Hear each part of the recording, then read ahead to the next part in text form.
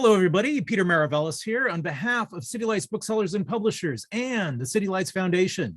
I'd like to welcome you to City Lights Live, the virtual reading series that follows in the footsteps of our in-store calendar. As always, we are beaming to you from the unceded ancestral grounds of the Ramaytush Ohlone peoples, also known as the San Francisco Bay Area, from where we continue to feature the works of authors we know and love with readings, discussions, and forums moving into the spring season. We'd like to take this moment to make a land acknowledgement and pay respects to those who have come before us as stewards of the land. Tonight, we are featuring some remarkable writers talking about writing. It's great to have back in the house Matt Bell celebrating his new book, Refuse to be Done: How to Write and Rewrite a Novel in 3 Drafts. It's published by our friends over at Soho Press. So we're going to get down and dirty tonight. For those of you who are either writing a novel, a short story, or just simply curious about the process, you have come to the right place. I personally love to geek out on this kind of stuff. So Matt's going to be joined by Kirstin Chen and also Jac Jemc. We have 3 really seasoned wordsmiths here. So we're going to be looking at how do you revise, how do you rewrite, exploring the process from page 1 to its final edit. So Matt Bell is no stranger to City Lights, as we are huge fans of his work here. We've featured him on numerous occasions. He's the author most recently of the novel Appleseed, a New York Times notable book, also Scrapper, and In the House Upon the Dirt Between the Lake and the Woods, which is my favorite title of all time. His stories have appeared in Best American Mystery Stories, Esquire, Tin House, Conjunctions, and many other publications. A native of Michigan, he now teaches creative writing at Arizona State University. Joining him will be Kirstin Chen, the author of Soy Sauce for Beginners and Bury What We Cannot Take. Her new novel, Counterfeit, is forthcoming from William Murrow in June. She's received fellowships and awards from the Steinbeck Fellows Program, Sewanee, Hedgebrook, the Jurassic Foundation, amongst others. She teaches creative writing at the University of San Francisco and in Ashland University's low residency MFA program. She makes her home in the San Francisco Bay Area. Also joining us is Jac Jemc, the author of False Bingo, The Grip of It, My Only Wife, and A Different Bed Every Time. My Only Wife was the finalist for the 2013 Penn Robert W. Bingham Prize for Debut Fiction and winner of the Paula Anderson Book Award. Her story collection, False Bingo, won the Chicago Review of Books Award for Fiction and was a Lambda Award finalist. So really very, very honored to have Jac Jemc with us. Currently, they are teaching creative writing at UC San Diego. Before we begin, I'd like to let you know that we'll be posting links in the chat function of your Zoom dashboard with which you may purchase copies of Refuse to be Done and the other books by our guests. We'll also be featuring a Q&A at the end of the evening, so please do post your questions and comments in that same chat function. So join us now in offering a warm welcome to Matt Bell, Kirstin Chen, and Jac Jemc. Welcome to City Lights. Thank you, Peter. Thanks so much for having us. I'll just say maybe a couple words, and then I'll start trying to get Jac and Kirstin to tell us smart things about novel writing. It's really nice to be at City Lights again. When my first novel came out, my first book event was at City Lights. So I've been, as long as I've been publishing books, I've been launching them at City Lights, which means a lot to me. Peter, which you may know or may not know, is also like a fantastic puppeteer. And for my first book event ever, for a novel, he did a shadow puppet play for In the House. And I was, yeah, Jac, it was like the best thing. I mean, it was like almost a bad way to start because it was so good. And I was in Los Angeles this weekend and someone came up to me and was like, I saw that shadow puppet play that guy did with you in San Francisco 10 years ago. And I mean, it's amazing that's really stuck with people. So it's nice. I was there. I remember it. Yeah, that's right. Of course. Yeah. It was a fantastic night. And then, across the street and we get to hang out at Vesuvio and do the whole City Lights experience we can't do tonight. So that's really great.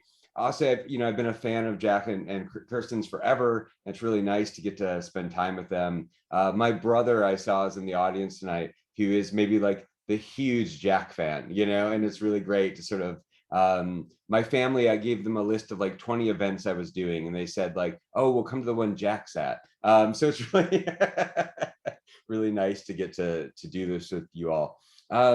Before we start questions, I'll just say Refuse to be Done is a guide to novel writing, especially through the lens of rewriting and revision, sort of looking at what I think of as like the 3 drafts in the title, but really 3 stages of novel writing.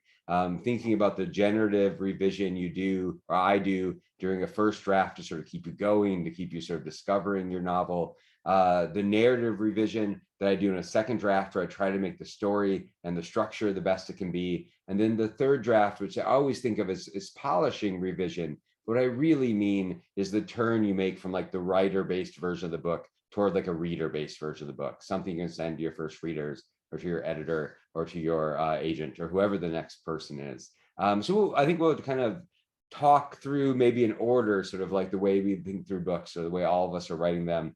I don't know how Jac and Kirstin write their books, so I've mostly lured them here so I can learn how to write books like they write. Jac and Kirstin, I thought maybe we'd start at the beginning, which is to say, where do your novels usually begin? Where do you, what do you need to get started? What's the sort of initial idea? And maybe what do your first drafts sort of look like? And you have to decide who goes first. I think we're playing the polite game.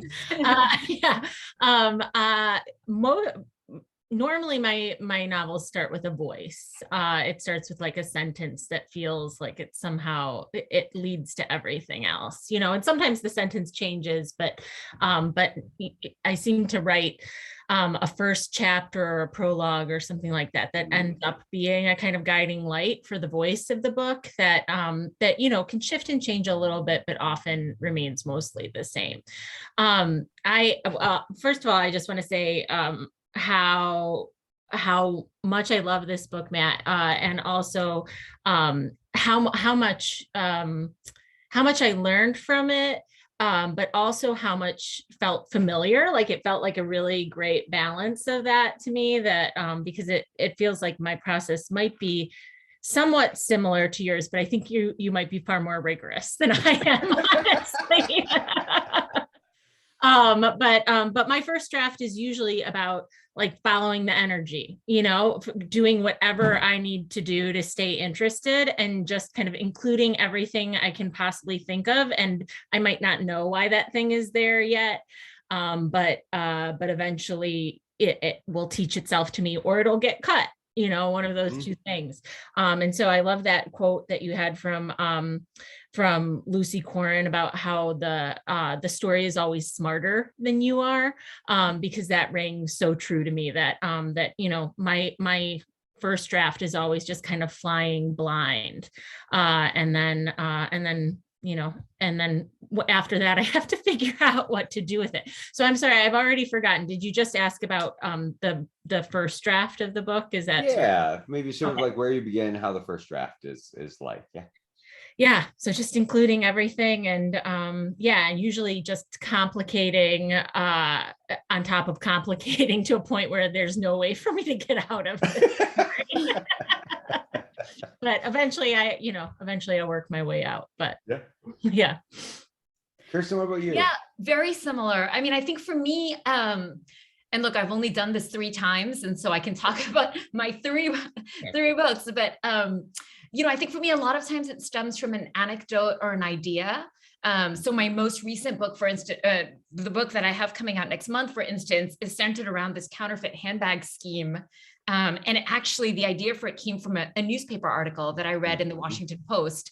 And I think, you know, certain stories like stick with you, and I find myself like telling more and more people about it. Like, oh, you got to read this thing that I read.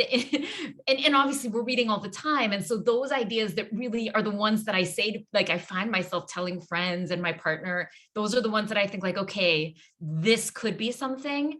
And then I think when I figure out who the character is, who the protagonist is going to be, then that's when I think, okay, this could actually be a novel. So it's a kind of combination of like the seed of an idea with character.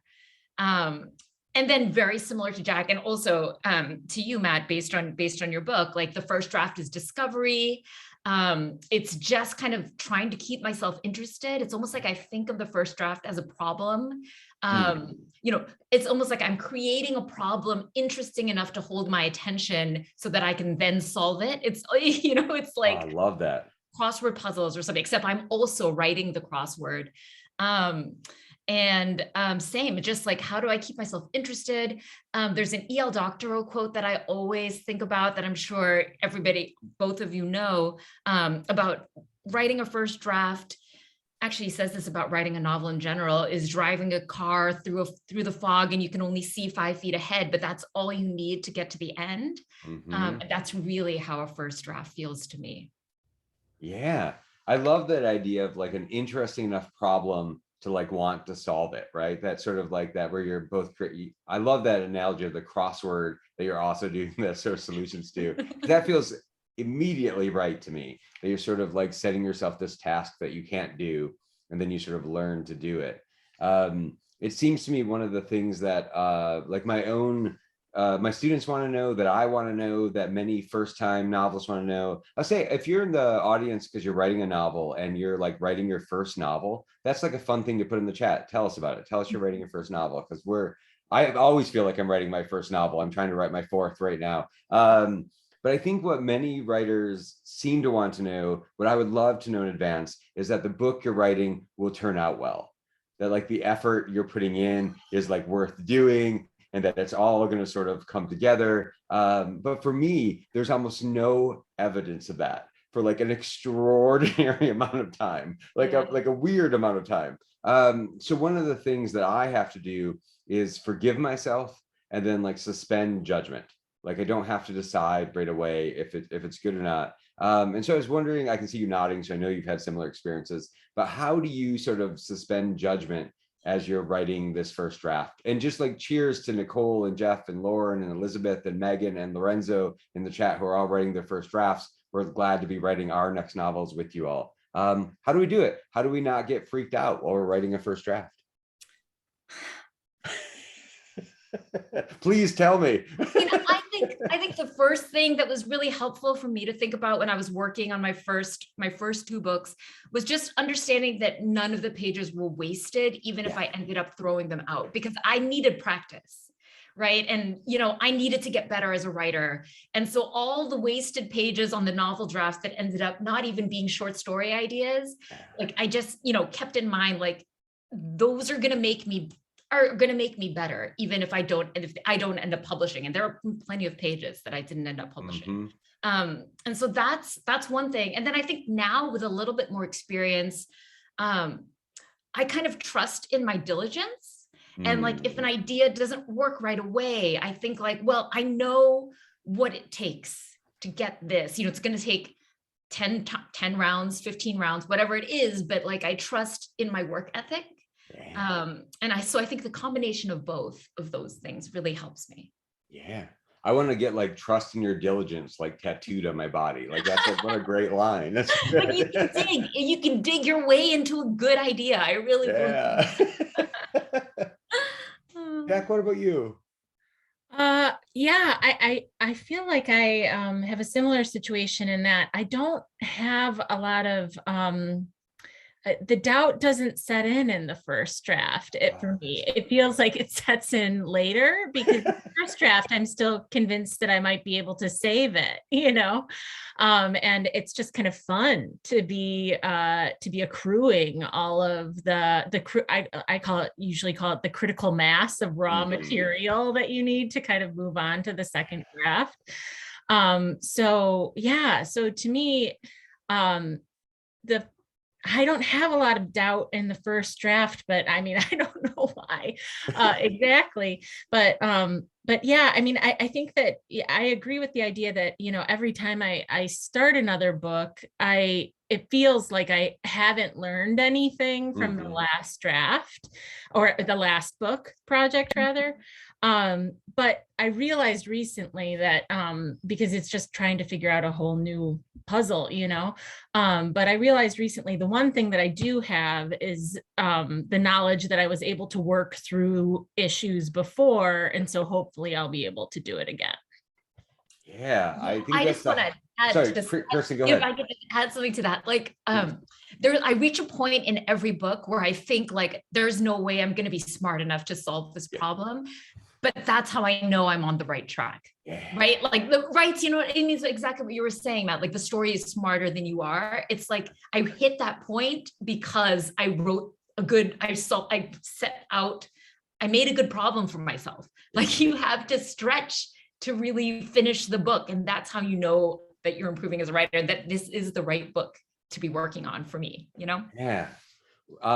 Before I'd written a novel, I saw Anne Carson give a talk, I think when Antigone came out in Ann Arbor, where I was living at the time. And someone in the audience asked her, like, why have you written so many different kinds of books? And she was like, you want to write a book, you learn how to write that book, the book is finished, then you want to write another kind of book and you learn how to write that kind of book. And I'm like, right, that's the goal. I want to be a person doing that. Like I want to always be like sort of pushing in that way.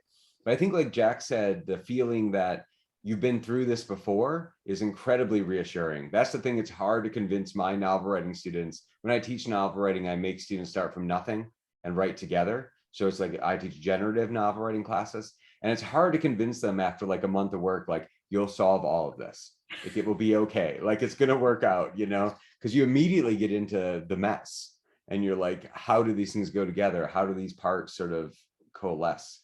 Do you have a rule for like what's allowed into a draft or what has to be kept out? Is there sort of like a filter? Like you start with an idea, I'm going to write about counterfeit handbag industry or something, right? And I wrote a book that started with an industry, right? I'm going to write about legal metal scrapping in Detroit, right? So I started with like a thing. How do you know what goes in and what stays out in the first draft?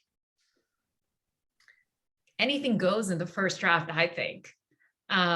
I think it's too hard to kind of, looking ahead has never been my strength. Like, I'm just not a writer who's able to outline very well. You know, I can't you say this in the book as well, like, you know, don't try to outline before you write if that's not natural. But I'm also not a person who's very good at seeing the shape of the story. You know, I'm very lucky that I have first readers who really excel at that part of it. So for me, I think it would be too difficult if I started kind of putting constraints on anything too early on. Yeah. What about you, Jac? Yeah, I would say that generally anything goes, but there have been times where I've started to write other character threads into a story, or I've started to wonder, oh, well, what if I also talked about this idea through what's happening in the book?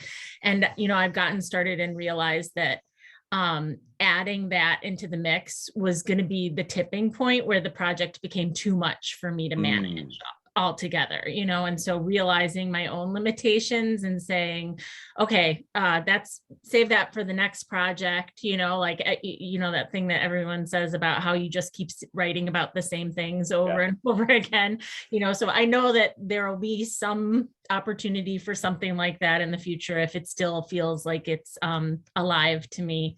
But yeah, generally anything goes. Yeah. I think I'm in a similar place to both of you. I think I wrote 2 novels before my first novel that sort of were just drawer novels, right? I wrote them and immediately went into a drawer. Like I sort of knew that's what they were. And when I was writing in the house, I just had this rule, I think because I didn't really know how to write a novel, was like everything I get interested in while I'm writing this novel goes in the novel. And for a long time, that really worked, right? It was just like the initial idea could not have sustained 300 pages, but I got interested in other things and they sort of went in.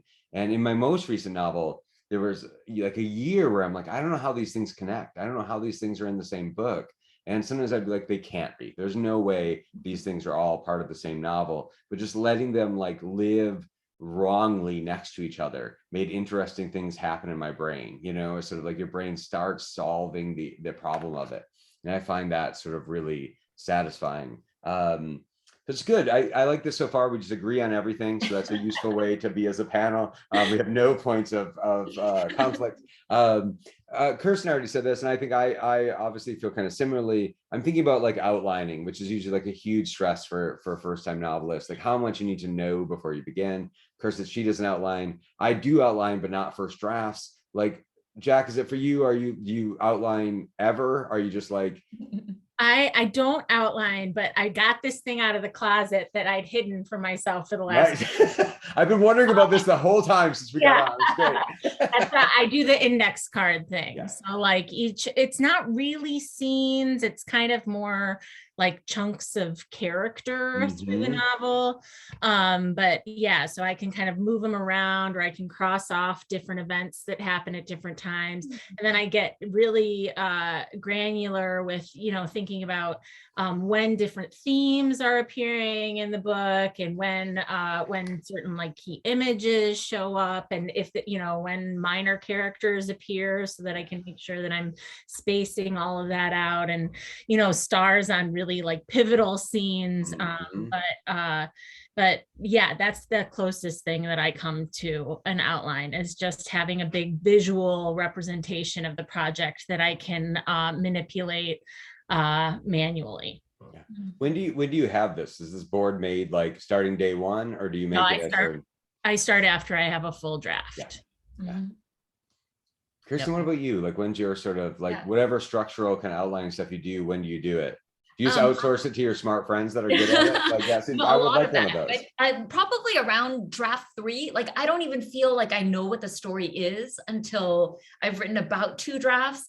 But it's interesting because right now I'm trying to outline, my agent is trying to sell a novel early in the process. And so for the first time, I shouldn't even jinx it by saying that out loud, but I did. Okay. But, like for the first time, I'm trying to outline a book that I haven't yet written. And it's really difficult. I mean, it's really difficult, but at the same time, I've kind of like, the outline has just grown more and more exciting, that I'm kind of thinking like, well, maybe there is some value to this, like thinking like pure, thinking very concretely about plot and plot points, which is not something that I typically do. And now I'm like, maybe the book will be better because I was forced to do this. So I don't know. I'm just experimenting with this right now, but it's an interesting thing to have to work in a way that isn't always natural. Right. Yeah. I tried to write the 100 pages you use to sell your book before your next one comes out thing after my second novel. And I really for me, almost couldn't. I think I might be able to now. I don't think I had the plot brain that I have now. And one of the ways I've developed my plot brain is by teaching novel writing, because students come to me with these what do you do? And I'm like, I should have an answer for this. And I feel like I've gotten better about other people's in some ways. Maybe I'm trying to become the smart friend who knows how to help in some way. For people who haven't read the book and Refuse to Be Done, I talk about my sort of process, which is I don't outline really at all in a first draft. I sometimes see things down the road, but I'm not really this is the structure of the book. And then I reverse outline my first novel. So I make an outline of the novel I've written, and then I revise that into sort of a plan. And that's worked for me. But even in that second draft, it changes a lot. So writing from the plan I've made. In my novel, Appleseed, there's a narrative that I think is a heist. It's really a heist narrative is how I thought about it. But I figured that out at the end of the second draft. I was like, oh, it's a heist. I had to build it all backwards, which is a really structural sort of thing. So it's interesting to figure out when is best to do that. Probably worth saying that if people in the audience are outliners from day one, there's nothing wrong with that, right? This is just we maybe are not those people, which is fun. I wondered if we could talk about research, which feels like the other big stressor for early writers. I just saw both of you make faces. I'm a big outliner. Or a big researcher. This shelf behind me is my research shelf. My research is covered up with these books. But I often start out a novel with a book where I'm this is what I'm writing about, or this is what I'd like my novel to be like. I want it to be like this book that I love. And then as I write, I kind of fill this shelf. And when I'm done, I box it up and put it in the closet, and I start filling it for another book. Kirstin, I know you went to China and Hong Kong to do research for Counterfeit. You did some in-person research there.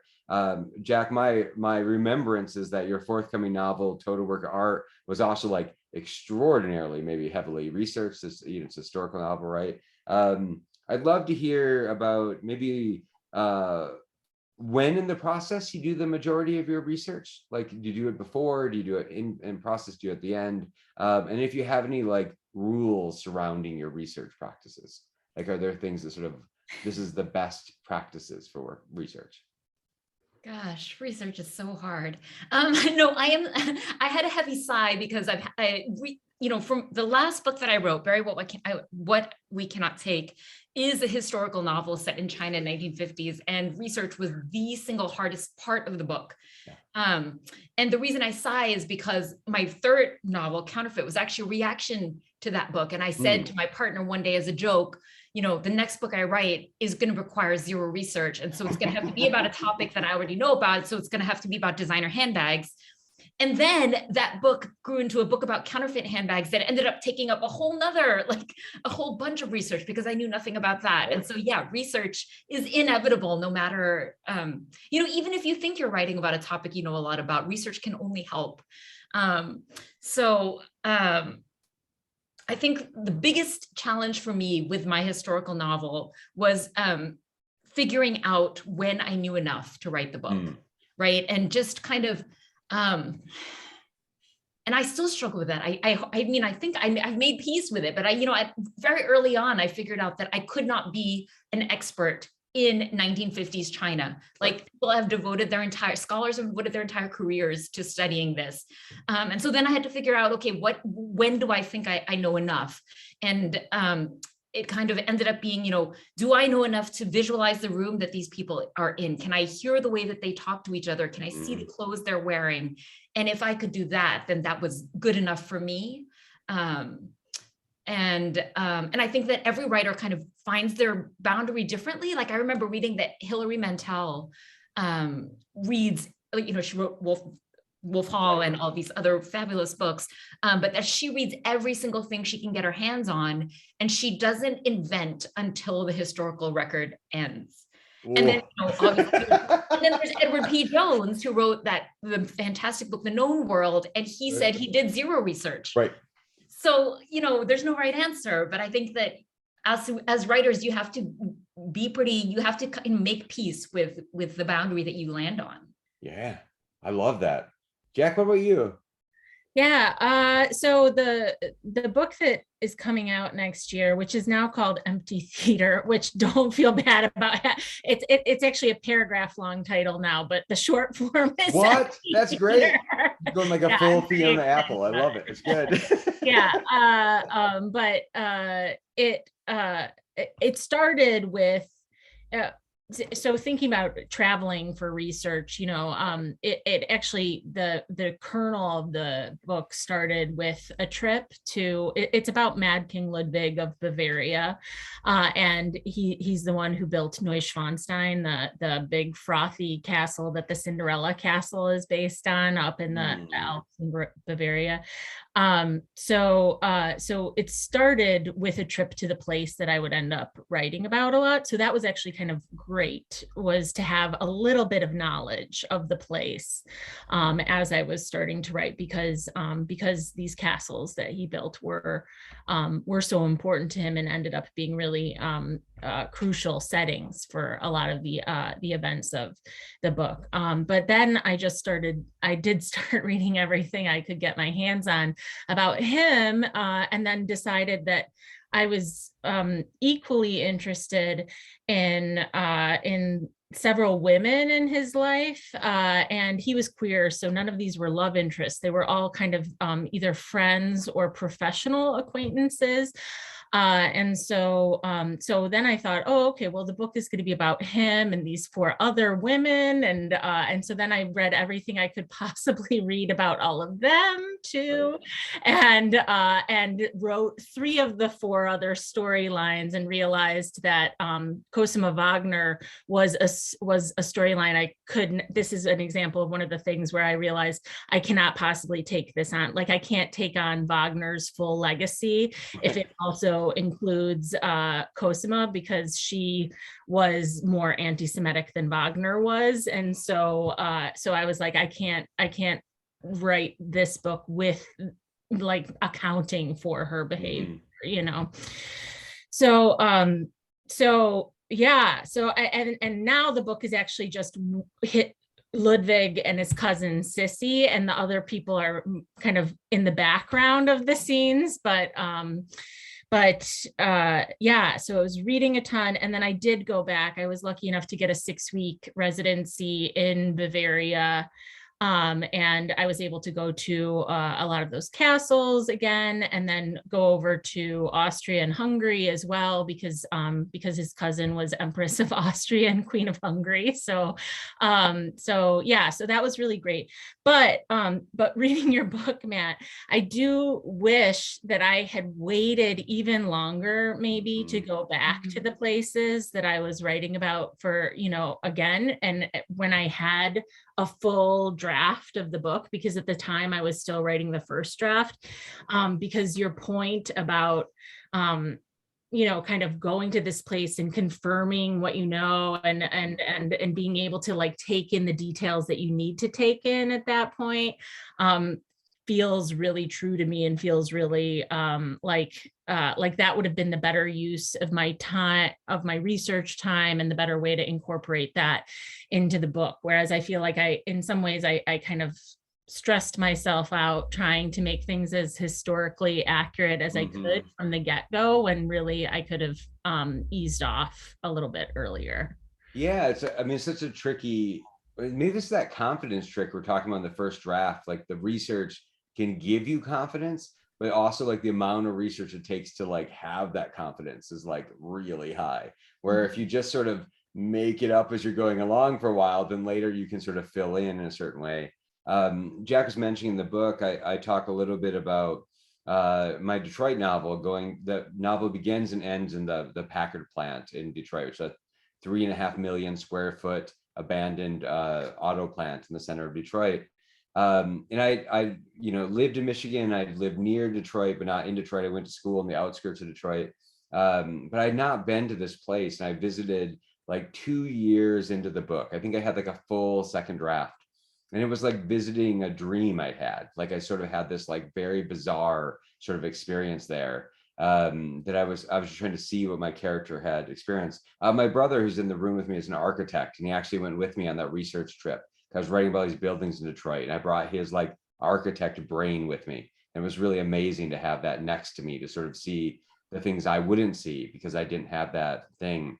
Similarly, in my novel Appleseed, I was in Iceland for work, which is like an irritating sentence, but it was good. And I've been writing about glaciers, and I got to hike a glacier with my wife, who is like a master naturalist and a scientist. And I learned a lot about this place I've been writing, a kind of thing I've been writing about by being there with an expert.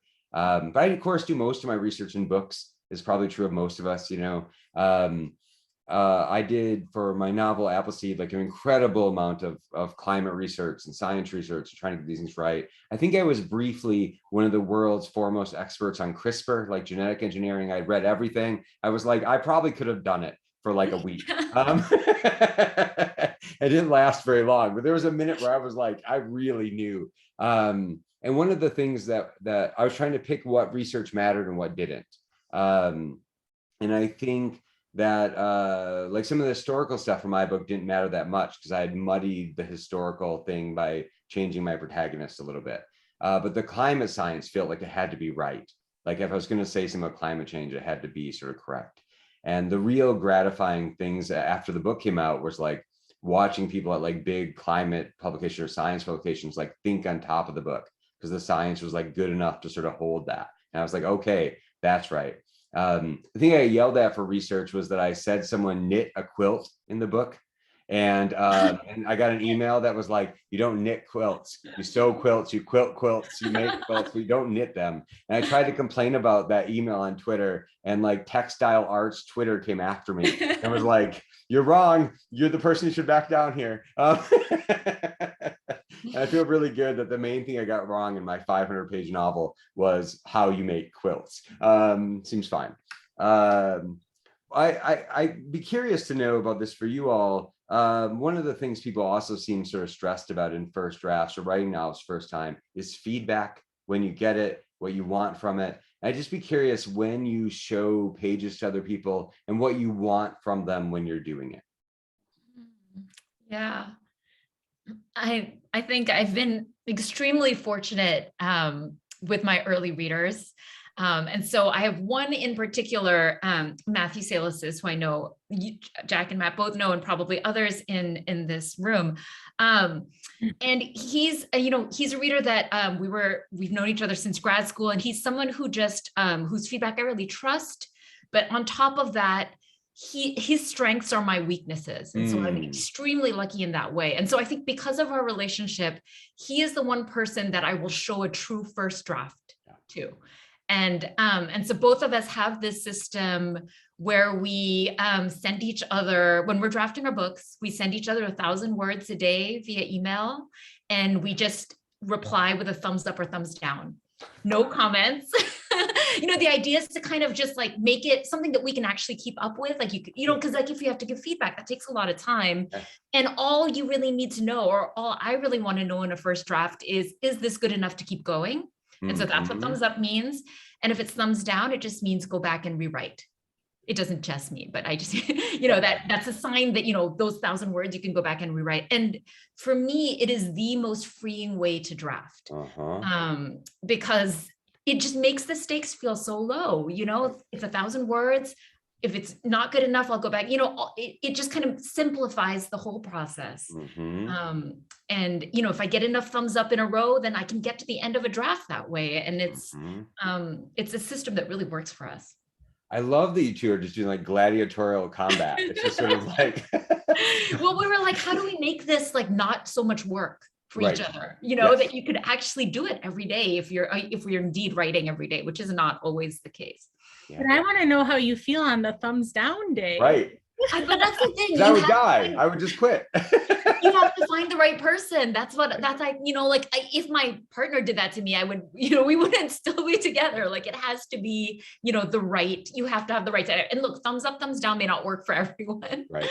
And the thumbs down doesn't mean you're a bad writer. It means like this part isn't as good as the thumbs up parts. Yes. Like revise these 1,000 words before you go on. That's all it means, Yeah. I love it. Yeah, I like the idea of a thumbs also potentially indicating, like keep going in this direction or turn back and go back to the last fork in the road. I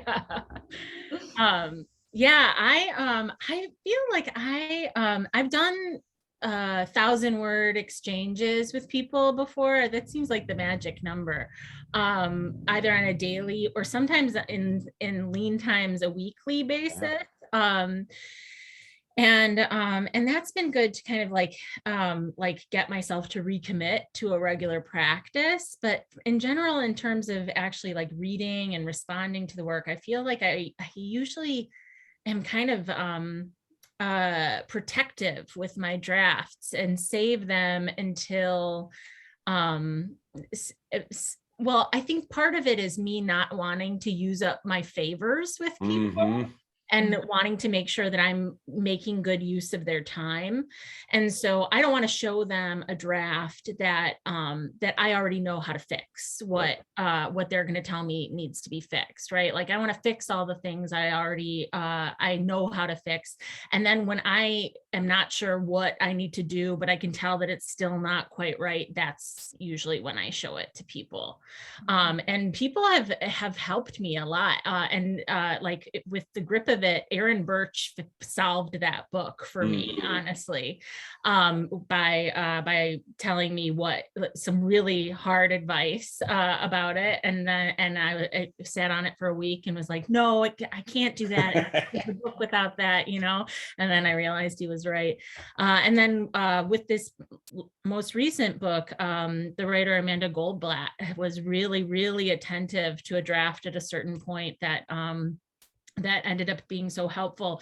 But I also feel the need to call out, I've also been lucky enough to work on the last few books with a really great editorial agent who gives me really smart notes, and also the editors that I've been working with as well. But I at least my experience has been that oftentimes by the time it gets to the editor, so much of the big work has been done, and and there aren't massive changes. That's not quite as true with this last book. There have been massive changes at every turn, but yeah, with the last couple, a lot of that editorial work has ended up happening with my agent. And I'm so grateful for how many times she read the grip of it, because her poor eyes.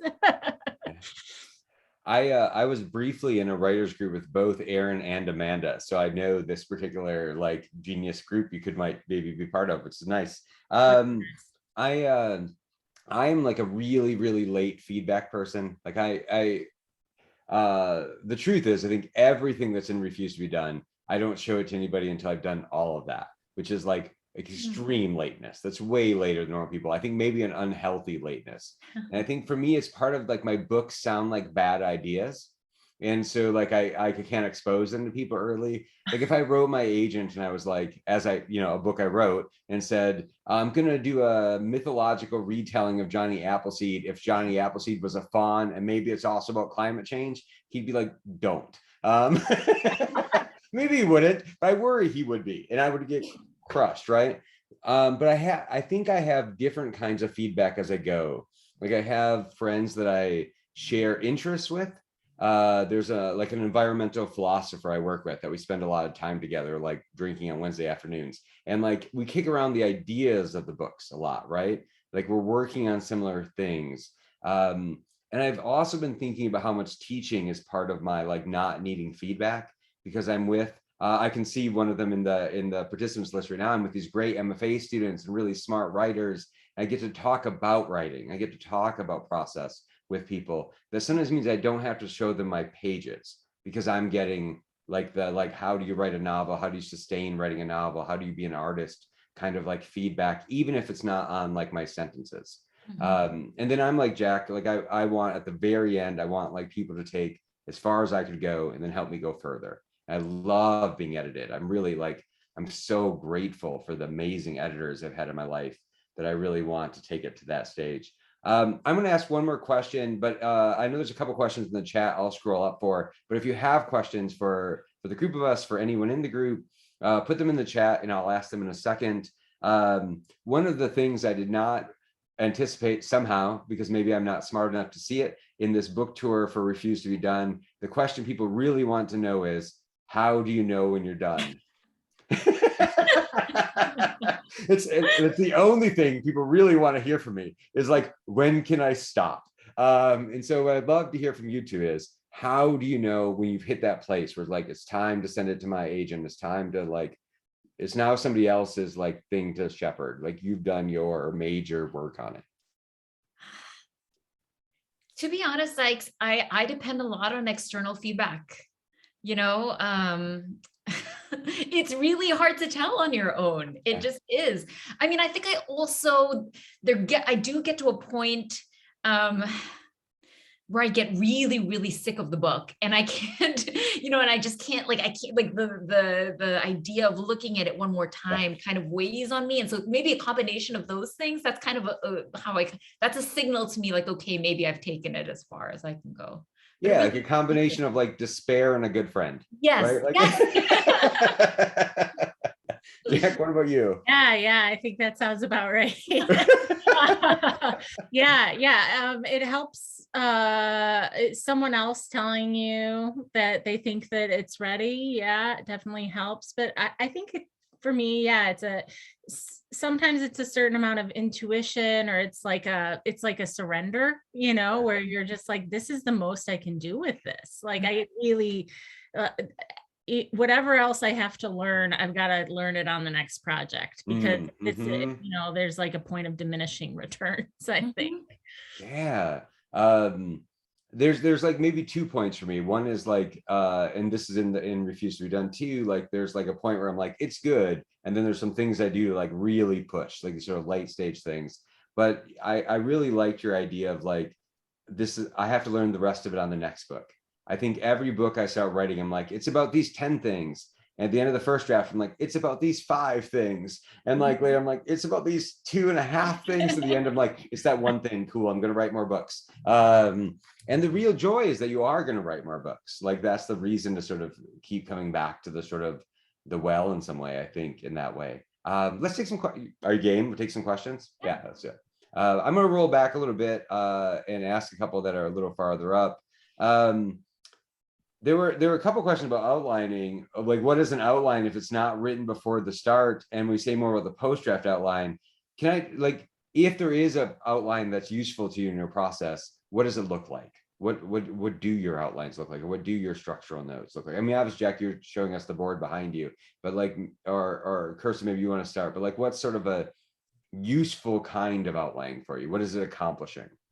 Yeah, I mean, I actually think of the outline as like a map for the book. So like, draft, let's say draft 2 or draft 3, I go through and I just write one sentence for each chapter. And it's kind of like, what is the essence of each chapter? And I find that, and then I tape it to my wall so that when I'm like juggling the 10 things, because I haven't narrowed them down to 5 or 2.5 yet, I can go back to that. I just look up on my wall and I think like, okay, this chapter is about this. This Yep. chapter is about that. I do that for the whole book too. I keep revising the one sentence that I think that the book is about. And so, it's not an outline in the sense that it tells me where to go. It kind of just tells me what's at the heart of each chapter. I love that.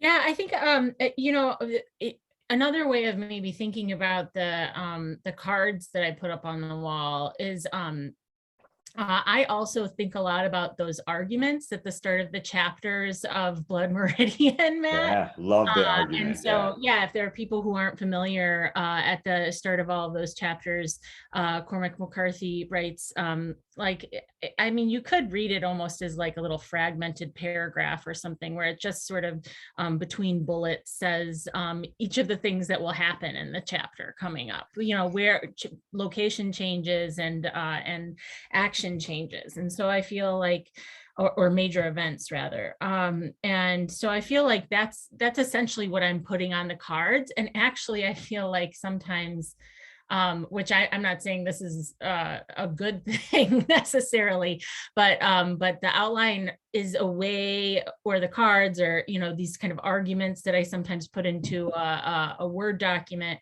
ends up being a way for me to slowly become more and more familiar with the novel. Because one of the things that's most difficult for me, and that takes me so much longer than I always forget how much time it takes me, is to hold the whole book in my mind at once.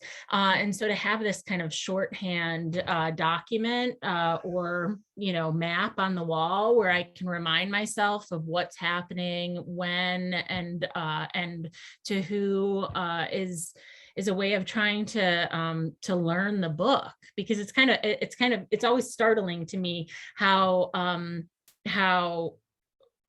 unfamiliar I am with the story. Like I'll rewrite the same scene in 2 different spots in the book, and then I'll realize, oh my gosh, I have to cut one of these. I hadn't realized I'd written this already, So it helps me work out the story and even out those the pacing issues and plot and stuff, but it also is just helping me learn the book myself. Yeah, I love that. I think one of the real nightmares of novel writing is that there's like a limit to how much prose you can hold in your head at once. And I think when I was in grad school, I was finishing my MFA, I started writing these really long stories because I didn't want to be friends with people, I guess. And I was turning in these like 40-page stories for workshop. But I think like 30 or 40 pages is like the max prose I can hold in my head at once. I can sort of remember on page 35 a thing that happened on page 1, and I can tweak toward that. And so in a novel, it becomes a mystery almost immediately, right? Where like I just don't know what's happening in the rest of the book. And I usually write a couple hours a day, 5 days a week is my normal drafting. That's the most I can draft without being sloppy. And then at the end of a draft, or at the very, very end of the editing process, I work these crazy long hours. I work like 6, 8, 10-hour days. So I often have to do it in the summers for me, or on break or something. And the goal is really just to jam the whole book in my head, is to like be able to like do that thing where like I'm on page 400 and I'm like, oh, this is resonating with this thing on page 22 or something. And it's the only part of the process, I think, where I'm like a movie writer, or I'm like a crazy person who like shouldn't be allowed near other humans, is like not fun to be around. My wife is always like, are you going to be like this for like a while? Like, it's sort of like, it's really unlikable, but I'm just so full of the book, and I can only do it for a little while. But there's a really sort of hard limit on that. I think we're kind of running into the last questions. We might have a chance to answer Jeff's question about MFAs, but I want to, if we can, be sure we answer Andy Rose. Andy, it's nice to see you, about this question of Steve Allman's. He said, I saw Steve Almond at a book event a few weeks ago, and when asked about novel writing and process, he said something like, you need to embrace your curiosity and outlast your doubt, which feels entirely correct to me. Any thoughts on that last part? How do you outlast your doubt and not get derailed by it? For me, it's just about making a regular practice where I keep showing up and keep writing through those moments where you don't know what you're doing, because if you just say, okay, I'm going to show up, every day or 5 days a week or whatever your schedule is, or the 3 days a week you can get 20 minutes or whatever it is, if you just keep showing up, like eventually you'll figure it out, but it might take a while to, where you're really convinced that it's not working, but you're thinking about it that whole time. You're thinking about it and you're trying things that eventually, if you hadn't tried them, you wouldn't get to that point where you figure out what it is the book really does need. So, yeah, I mean, a regular practice is the only answer for me, I think. Yeah, same. And I alluded to this a little bit earlier, but I think also acknowledging that the doubt is what is keeping me interested in the project to some extent, that without the doubt, I wouldn't want to work on this book. So yeah, that's my kind of imperfect. Yeah. I mean, I think that seems so important. We talked about this at the beginning, of course, because of Kirstin's earlier answer, but I meet over and over people in the community, students, other people at book events who want to write a novel, and they're like, I'm not ready to write this book. I'm going to write this other book until I'm good enough to write the book I really want. And you become the person who can write your book by writing it. And there's no other way to do it, as far as I know. And in every book, I feel like in some ways I'm starting over. The thing I really retain is what Jac said at the beginning about, like, I've been through the stages. So I recognize some of the doubts. I recognize, like, I will get through this. It'll sort of be okay. This is part of it. And I'll just second Jac's like regular writing practice. People sometimes get angry if you talk about like writing every day. So let me just say, for me, writing many days is good for me. I try to write 5 days a week. That's my ideal. And I try to look at or touch my book every day when I'm in like a writing phase.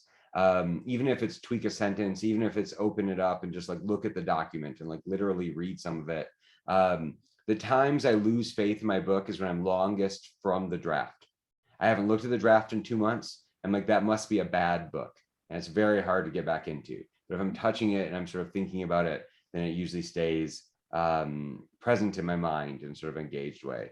I'm going to signal to Peter that he can come back and start saying goodbye. And I will maybe just filibuster for a minute until he arrives. He's here. And I'll just say, Jac and Kirstin, I admire you both so much, and really a pleasure to get to talk about you and to learn from you tonight. So thank you so much. And thanks to everybody in the audience for being here and for letting us, pretend we know what we're doing, which I appreciate. Peter, it's your floor. Yeah, man, this has been such a pleasure, and ever grateful to your generosity and the candidness around talking about these things. So Matt, Kirstin, Jac, thank you so much. And thanks to all of you in the audience for all your great comments and engaging with us in this way. Buy a book. We posted links in the chat. Also links to all the other books that our participants have been done. Also want to remind you, City Lights is actually open for business. We're open 7 days a week from 12 till 8 p.m. every day. So come on down, browse our stacks. We miss you. We'd love to see you. Tonight's event has been made possible by support from the City Lights Foundation, continuing the legacy of our founder, the late Lawrence Ferlinghetti, through public events like this one, a publishing program, and educational outreach, all dedicated to sustaining a vibrant community of readers, writers, and independent thinkers. So be safe, everyone. Be well. We hope to see you all again very soon. Matt, I will give you the last word. Thank you. Thank you all for being here. Thanks again to Jac and Kirstin and Peter. Thank you to everybody in San Francisco and from across the country joining us. Good night, friends.